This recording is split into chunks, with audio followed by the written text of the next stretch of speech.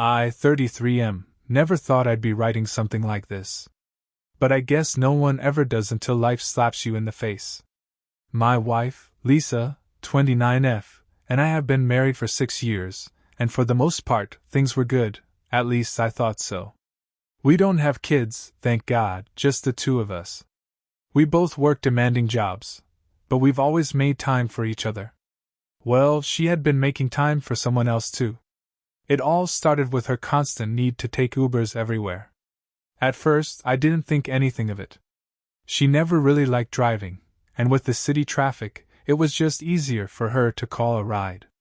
But over time, she started getting rides from this one guy. I'll call him Mark, not his real name, because that's what she said his name was. Mark was convenient, according to her, always nearby, reliable, and she felt safer with him.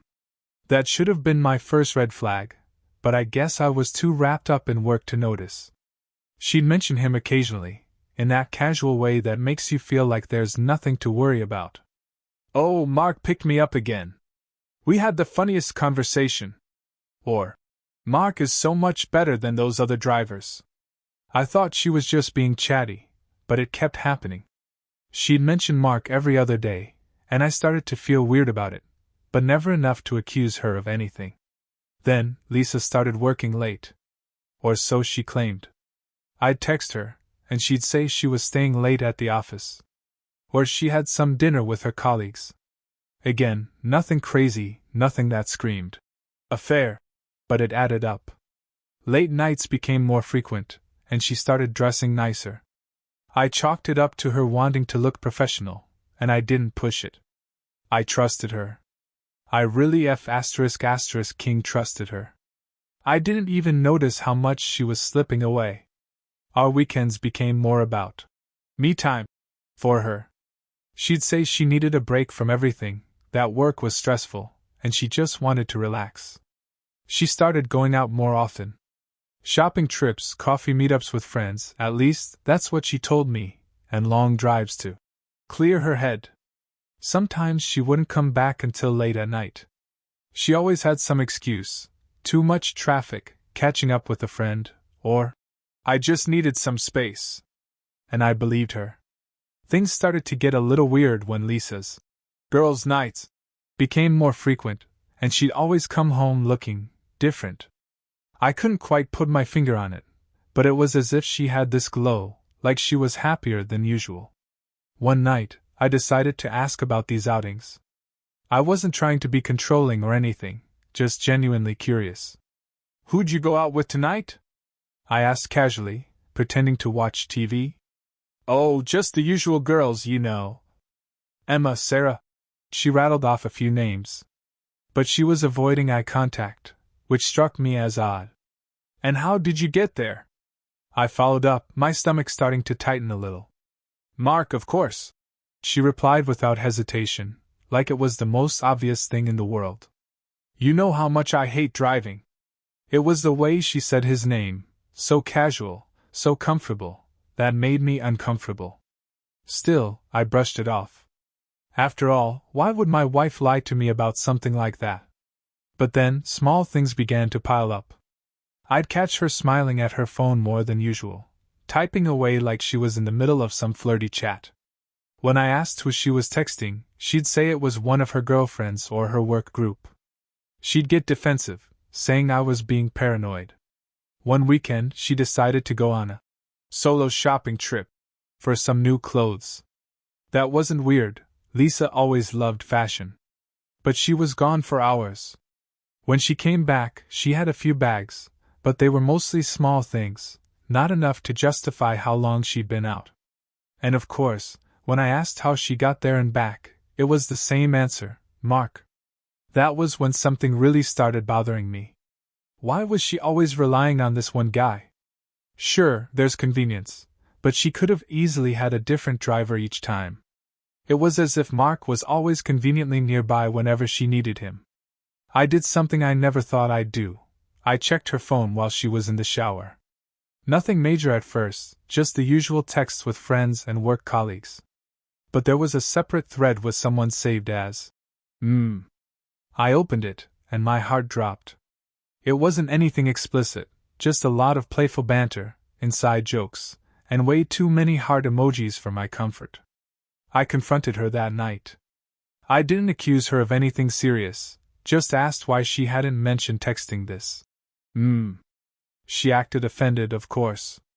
Are you serious right now? It's just Mark. We talk sometimes, it's no big deal. God, you're so paranoid, she spat, crossing her arms defensively.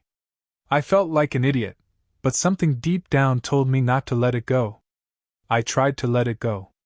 I really did. But the feeling in my gut kept eating away at me. That thread with M didn't sit right, no matter how many times I told myself it was nothing. Lisa's behavior was changing, and I was noticing it more and more. She became distant, sometimes cold, and her stories didn't add up anymore. A few times I'd ask her about her day, and she'd give me the same rehearsed answers, nothing new, nothing personal. She stopped telling me about her evenings out, and when she did, she made it clear that I had no business asking questions. Then came the night I caught her in a lie that was too big to ignore. She'd gone out again, this time. Dinner with friends. She said she'd be back around 10 o'clock, but that turned into 11 o'clock, and then midnight. I tried calling her twice, but she didn't pick up. I was already pissed, but when she finally walked in, her excuse didn't help. I'm sorry, babe, I lost track of time. We went to that new Italian place, and then ended up grabbing drinks. You know how it goes, she said, almost too casually, like I should just accept it. But when I looked at her, really looked at her, I saw something different. Her hair was messed up, not in the I've been out all night way, but more like she'd been rushed. Her lipstick was smudged, and she had this flushed look on her face. I couldn't place it, but she definitely didn't look like someone who'd just had dinner and drinks with her girlfriends. Where's your phone? I asked, trying to keep my voice steady. What? She sounded annoyed. Your phone. You didn't pick up, so I'm just wondering what's going on. She hesitated, then dug it out of her purse and handed it to me, but not without a glare. I could feel her annoyance building. I'm serious, babe. Stop with the weird questions, she muttered, already pulling away from me. But I wasn't letting it go. I grabbed her phone, unlocked it, and immediately went to her messages. The thread with Mark was the first thing I opened. And there, in black and white, was a conversation that made my blood run cold. There was nothing sexually explicit, but the flirty tone was undeniable. She'd even sent him pictures of herself, nothing overtly sexual, but there was no mistaking it. She was sending Mark photos of herself in lingerie. That was the moment everything shifted. I didn't say anything right away. I just handed her back the phone. She could see the shock in my face. For a moment, there was silence, just the ticking of the clock on the wall. Lisa, are you sleeping with him? I asked, my voice low. She froze. For a split second, I could see her panic, just a flicker in her eyes, before she plastered on that defensive mask. Are you seriously accusing me of that? What the hell is wrong with you? She snapped, her voice sharp, angry. I can't even talk to someone without you thinking I'm cheating? I could feel my hands shake, but I held it together. You've been seeing him too much. You lied to me, you hide things from me. You're not the person I thought you were, Lisa. Her face twisted into a scowl. You don't get it, do you? I'm not the one who's been distant. I'm not the one who's been working late and making excuses. Maybe you should look in the mirror before you start pointing fingers, she screamed, her voice rising to a fever pitch. I wanted to argue. I wanted to tell her that I knew what was going on, that I could feel it in my bones. But instead I just stood there, stunned by her reaction. Look, she continued, her voice a mix of frustration and guilt. Mark and I, we just have a connection, okay? We talk, we laugh. It's not what you think. I felt like I'd been slapped. So you admit it? I asked quietly. I'm not admitting anything. You don't know the full story, she snapped. You don't understand what it's like to feel neglected by you. And just like that, she deflected. She turned it all on me. It was my fault she was having an affair. It was my fault that she didn't feel desired. I couldn't believe the audacity. This was the woman I had loved for years, the woman I thought I knew, the one I trusted. And here she was, gaslighting me, making me out to be the villain. I wasn't angry anymore. I was done. There was no going back from this. I had to end it. I don't want to do this anymore, I said, my voice cold. I want a divorce. She stared at me, disbelief written all over her face. You can't be serious, she whispered, as if she couldn't believe I was leaving her over this. But I was serious. I'm done, Lisa.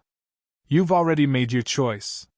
And for the first time in a long while, I walked away, leaving her standing there, a mess of excuses and lies. That night, I slept on the couch. I didn't want to hear any more of her shit. The woman I'd married was gone.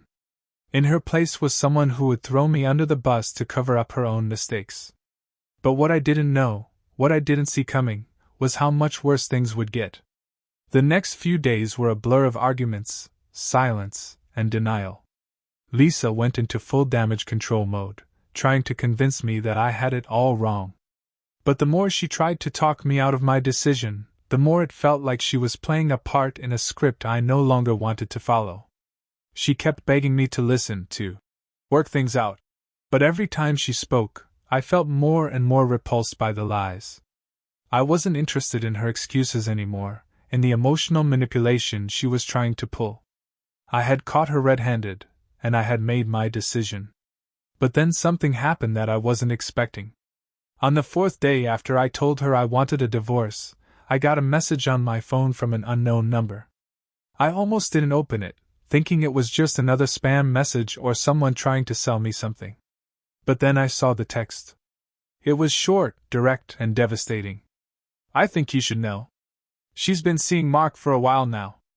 I saw them together last night. In his car. They weren't just talking, if you know what I mean. The message came from an anonymous number. No name, no explanation. Just those chilling words. I immediately felt my stomach drop. I didn't want to believe it, but deep down, I knew this was the final piece of the puzzle. I had been living in denial, convincing myself that maybe there was some other explanation, that Lisa wasn't as deep into this as it seemed. But I was wrong. The truth was right there in front of me. I couldn't shake the image that message planted in my mind, Lisa and Mark, in his car, together. I tried to think back to all the times she said she was out late or working, but it all made sense now. It had always been a lie.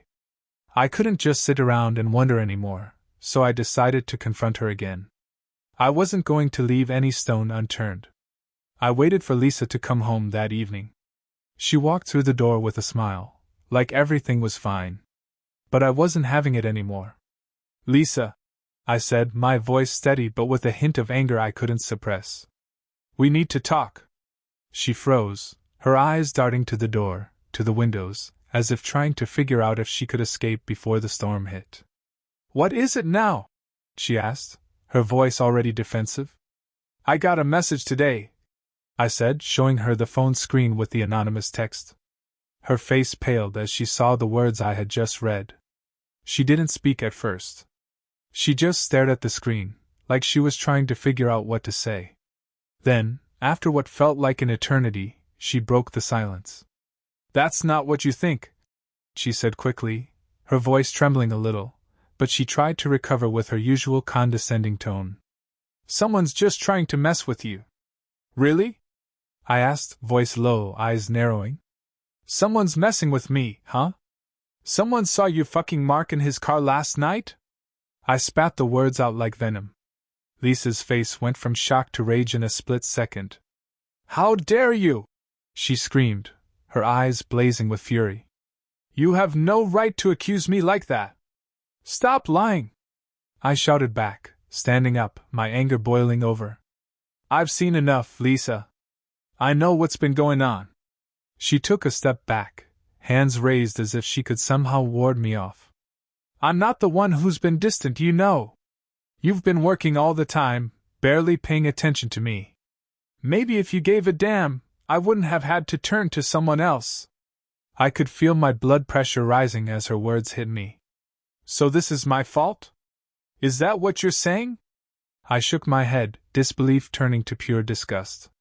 You've been cheating on me, and you have the nerve to blame me? You don't understand, she yelled, her voice cracking now. I'm lonely, okay?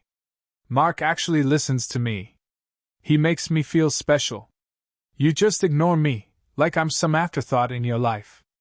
I stared at her, unable to comprehend how far gone she had become. The woman I had married, the woman I had trusted, was gone. In her place was a stranger, someone who had no remorse, no guilt, just excuses and blame. I don't want to hear it, I said, trying to keep my voice steady. I'm done. I turned to walk away, but she grabbed my arm, her grip surprisingly tight. Wait. Please. I'm sorry, okay? I made a mistake, she said, her voice shaky now, but it was too little, too late. Please don't leave me. I'll fix this. I swear. I looked at her hand on my arm, and then I looked into her eyes. For a moment, I could see the fear there.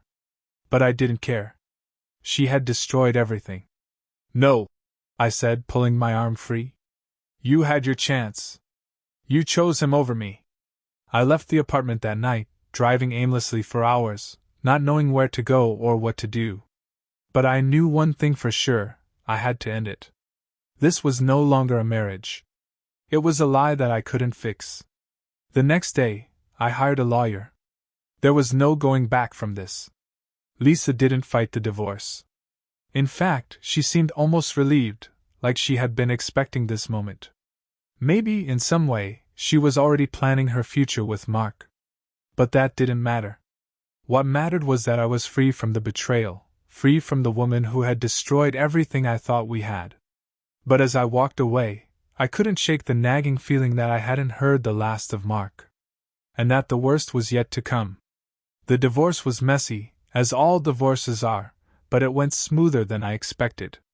Lisa didn't put up much of a fight, though there were the usual arguments over property and a few bitter accusations on her part. She didn't seem overly upset, but I could see a glimmer of relief in her eyes, like she knew it was coming and had already made her peace with it. Maybe she had moved on long before I had even figured it out. The first few weeks after we separated felt like a strange mix of relief and confusion. I was finally free of her, of the lies and deceit, but I didn't know who I was anymore. For years, my identity had been wrapped up in her, in us. Now, it was just me. I spent my nights alone, replaying the whole thing in my head, trying to figure out what went wrong, how I missed all the signs. But there was no answer, no perfect explanation. I just had to accept it. Then, about a month after we signed the divorce papers, something unexpected happened. I was at a bar, trying to unwind after a long day at work, when I saw her. Lisa. She was sitting at a table with a guy, Mark, of course. I wasn't even sure why I approached them. Maybe I needed closure. Maybe I needed to see if I could finally get some kind of real explanation for the mess she had made of my life. Or maybe it was just because I was still angry. When I walked up to their table, Mark looked up first, his face a mixture of surprise and guilt. Lisa, however, smiled like she had been expecting me. "Hey there, ex-husband," she said, her tone dripping with sarcasm. "I didn't expect to see you here." I didn't respond right away. I was too busy looking at Mark. He looked different. His hair was a little messier than when he had been picking her up every day. His face was a little rougher, his clothes a little less polished. But he was still the same guy, the one who had taken my wife from me. The one who had helped her tear apart everything we had built. I didn't care to be civil. "So, this is your guy?" I said, my voice low and sharp. Lisa's smile faltered slightly, but she recovered quickly. "Yes, actually," she said, not even trying to hide the smugness in her voice. "Mark's been really great to me. He understands me in ways you never did." She looked at him then, like she was trying to make me jealous. "You should try it sometime. It's nice to actually feel wanted." I wanted to smack the smug look off her face, but I kept my cool. "I'm glad you're happy," I said, though every word tasted like acid in my mouth. But I hope you realize what you've thrown away. You didn't just ruin a marriage, you ruined the trust we had. And I'm not going to forget that. Lisa's eyes flashed with irritation. You really think you're the victim here? You were a terrible husband. All you ever did was work, work, work. You never listened, never cared about anything I wanted. You were a ghost in our marriage. Mark gave me the attention you never did. At that, Mark stood up, stepping in between us, as if he was trying to protect her from something, maybe from the truth. Hey man, it's in the past, all right? Let it go, he said, a little too quickly, like he was hoping I'd back off. But I wasn't about to back down. No, it's not in the past, I snapped, looking him dead in the eyes. You don't get to just replace someone like that and walk away clean. You're both disgusting. Lisa shot me a look of pure venom. You're a bitter man, and I'm not going to sit here and listen to your bullshit anymore. She grabbed Mark's arm and pulled him toward the door.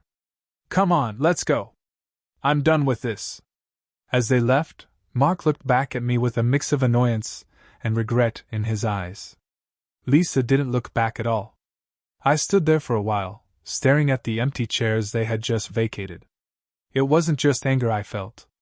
It was something else, sadness, maybe. A sense of finality.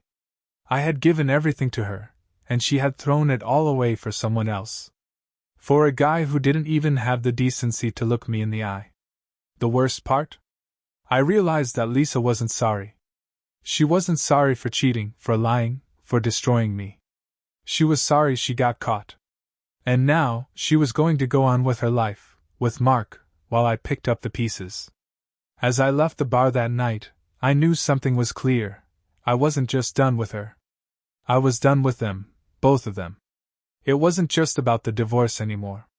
It was about reclaiming my own life, my own peace, and letting go of the toxic people who had tried to bring me down. But as I walked out into the cold night air, something in my gut told me that this wasn't over. I'd seen the way Mark looked at me, the way Lisa had acted so smug. They weren't just moving on, they were rubbing it in my face, as if they had won. And I wasn't going to let them get away with it. A week after seeing Lisa and Mark at the bar, I was back in my routine: work, gym, sleep, repeat. Life had a rhythm again, but it felt off-kilter. I kept replaying the encounter in my mind, the way Lisa had stood there, practically daring me to say something wrong, the way Mark had tried to defuse everything.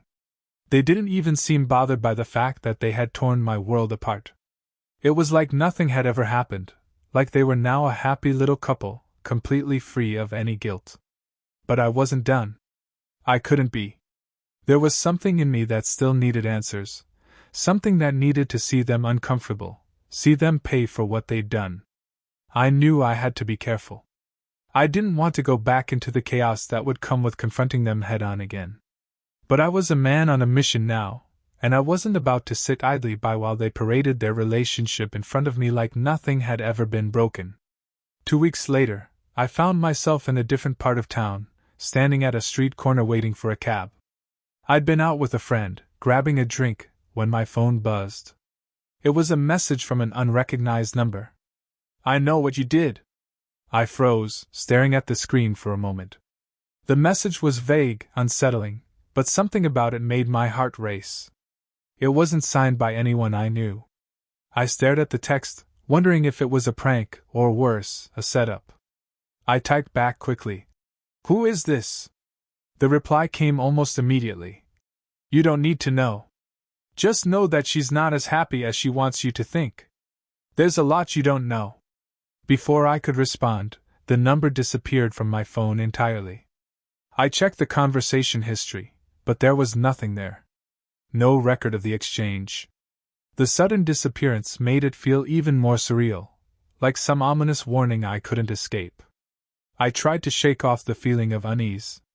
I had no idea who had sent it, or what they meant, but I couldn't ignore it. If Lisa wasn't as happy as she was pretending, then maybe there was still more to uncover. The next day, I had an excuse to dig deeper.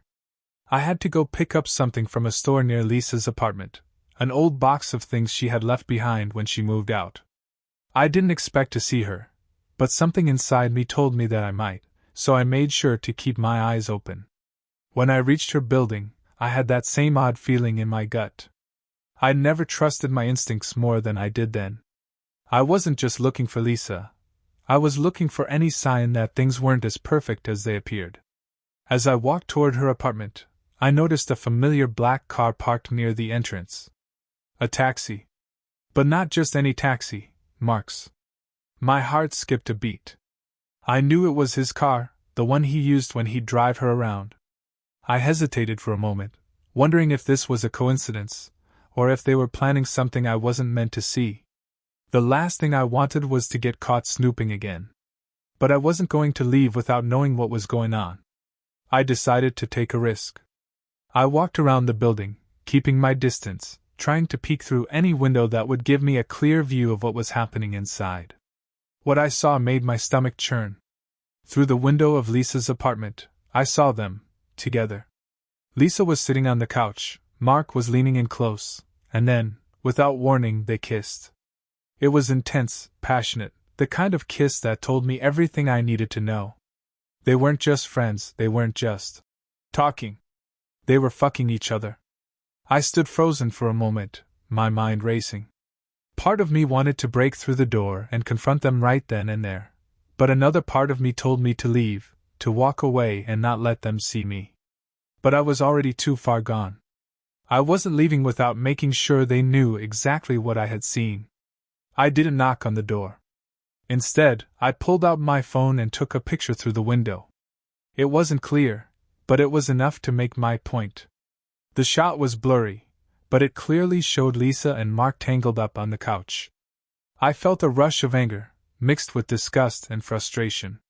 I wasn't going to let this stand. Lisa wanted to pretend like I didn't matter, like what she was doing was perfectly fine. But now I had proof. It wasn't just me being paranoid. They were still together, and they were flaunting it in my face. I saved the photo, but I didn't send it to anyone right away. No, I was going to wait. I needed the right moment, the perfect time to let the truth hit them like a wrecking ball. As I turned to leave, I caught one last glimpse of Mark through the window. He was leaning back on the couch, laughing, while Lisa was talking animatedly about something. Their happiness in that moment made me feel sick to my core. They didn't care who they hurt. They didn't care that they had ripped my life apart. But I wasn't going to just let it go. I had the upper hand now. And I wasn't done. Not by a long shot. The days following my discovery were a strange mixture of calm and fury. I spent my time pretending to go about my life, work, gym, dinners with friends, but my mind was consumed by the image of Lisa and Mark together. Every time I closed my eyes, I saw them laughing, touching, kissing. It made my blood boil in ways I couldn't even describe. I had done everything for her. I had worked myself to the bone, tried to be the perfect husband, and this was how she repaid me? By throwing it all away for a fucking taxi driver? But I had a plan now. I wasn't going to let them get away with this. I didn't care if it made me look petty or vengeful. I wasn't just going to disappear quietly into the night while they went on with their lives as though nothing had happened. No. They needed to feel it. They needed to understand the weight of what they had done. And I was going to be the one to make them feel it. I started small. First, I sent Lisa the photo I had taken of them kissing through her window. The picture was grainy, but it was unmistakable. The message was simple. I know. And I'm not going to let you pretend you didn't destroy everything. I didn't give her a chance to respond. I didn't want to hear her pathetic excuses or her lies anymore. I just wanted her to know that I knew. That I had proof. I wanted her to feel the same panic, the same dread that I had felt when I first discovered what she had done to me. That night, I stayed up late, plotting my next move. I had enough leverage now to do more than just send a message. I could make things uncomfortable for them, make them regret everything they had done. I wasn't going to just sit back and let them have their happily ever after. The next day, I reached out to the place where Lisa worked, an upscale boutique she had been managing before we split. I wasn't going to go full scorched earth, but I wanted her to feel some consequences. I sent an anonymous tip to her boss, saying that she had been late to work several times recently, and had been taking longer lunches. Nothing too damning, just enough to get her into trouble, enough to make her uncomfortable. I knew how much she cared about her job, and the idea that her professional life could be at risk would hit her harder than anything else. It wasn't long before I got a text from her, and this time, she was frantic. "Why are you doing this? I told you we're done. What do you want from me?" I almost laughed when I read it. She was trying to act like she was the victim. After everything? She had the audacity to accuse me of attacking her? It was almost laughable. But I wasn't interested in hearing her whiny voice anymore. I responded simply. "You wanted him, Lisa. You made your bed. Now sleep in it." She didn't respond immediately, but I could feel the tension rising. She wasn't done with me yet, I knew that. She had that same desperate energy she'd had when we were still married, like she thought she could always talk her way out of anything. But I wasn't going to let her. I had already let her talk herself out of too much. I wasn't going to let this be another one of her games. That evening, I decided to take the next step. I knew where Mark lived. I had never really paid attention to his address, but I'd overheard Lisa talking about it one night when she thought I wasn't listening. I had no intention of showing up uninvited. That wasn't my style. But I did have one thing I could use. I had a friend in the local city council who had connections with the zoning office. I asked him to look into Mark's building, see if there were any recent complaints, any violations. It didn't take long for my friend to send me a report. There were several unresolved issues with the building Mark lived in, small, minor violations, but enough to make his life inconvenient. One of the issues was noise complaints from neighbors. Funny, considering Mark was the one making all the noise. The next day, I made sure those complaints were sent directly to the city council, citing the unresolved issues with his apartment building. I knew it would be enough to get the property management involved, to make Mark's life a little more uncomfortable. If he thought he could just slide into Lisa's life without consequence, he had another thing coming. I spent the next few days watching them squirm. Lisa's boss had called her in for a meeting about the tip I had sent, and she had been late several times again. Her work schedule was becoming more erratic, and her boss was starting to notice. Mark's building had gotten the complaints, and I was certain the landlord would be taking action soon. Neither of them knew it, but I was slowly but surely making their lives harder. Then, the most unexpected thing happened. One night, I received a message from Mark. It was short and to the point. "I don't know who the hell you are, but stay the fuck out of my life." It wasn't a threat, but it was the kind of message that made it clear I was getting under his skin. I could feel the tension radiating off him, and it was exactly what I wanted. I wasn't just hitting them where it hurt anymore. I was making them see the damage they'd done. I didn't respond. I didn't need to. He had already shown me his hand. And as I sat back, letting it all unfold, I couldn't help but feel a surge of satisfaction. They thought they were invincible, thought they could just move on like they had nothing to answer for. But I was making them see that actions have consequences. And soon enough, they'd realize just how much of their world I was capable of shaking. And I wasn't done. Not by a long shot. It had been a month since I had started playing my little game with Lisa and Mark. The consequences were starting to show. Her job was becoming unstable. She was getting written up for tardiness and absenteeism, things she had never struggled with before. Mark was facing issues with his apartment.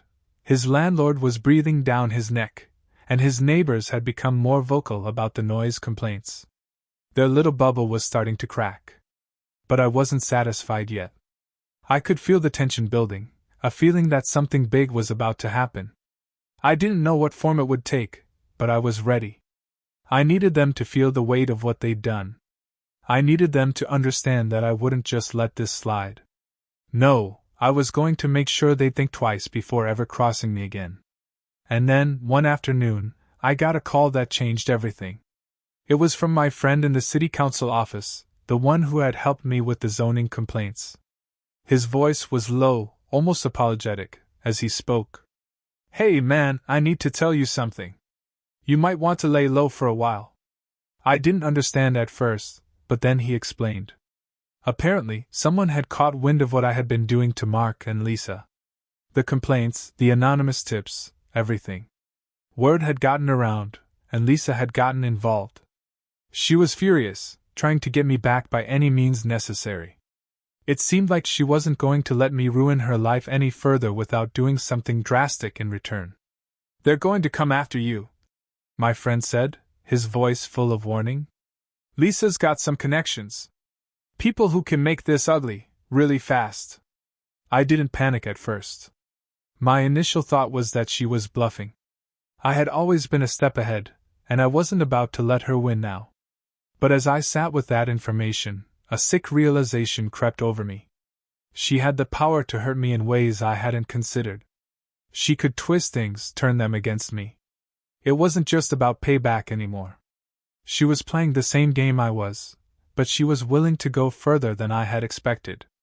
I'd been playing mind games, but now, I had to face the possibility that she was ready to escalate things to a dangerous level. I decided to take a step back. I didn't want things to spiral out of control.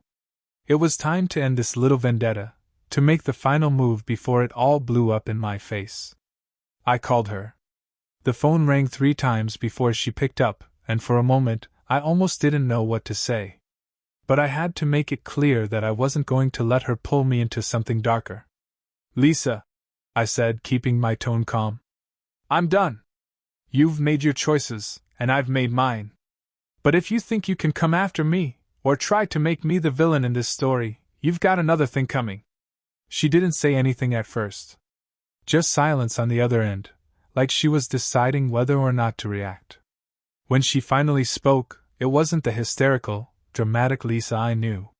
There was something different in her voice, something colder.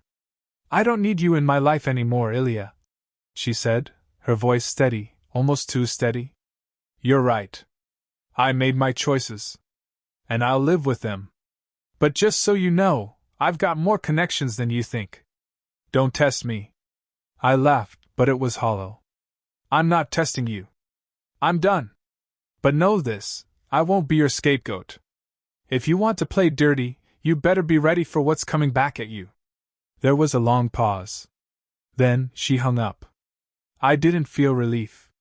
I didn't feel victorious. But I knew something important in that moment. I had made my peace. I was walking away, even if it meant a few final fights. The war was over, and I had won in the only way that mattered, by not letting them control my life anymore. I stopped with the revenge tactics. I stopped digging into their lives, stopped using every small piece of leverage I had. I figured out something simple: they weren't worth it.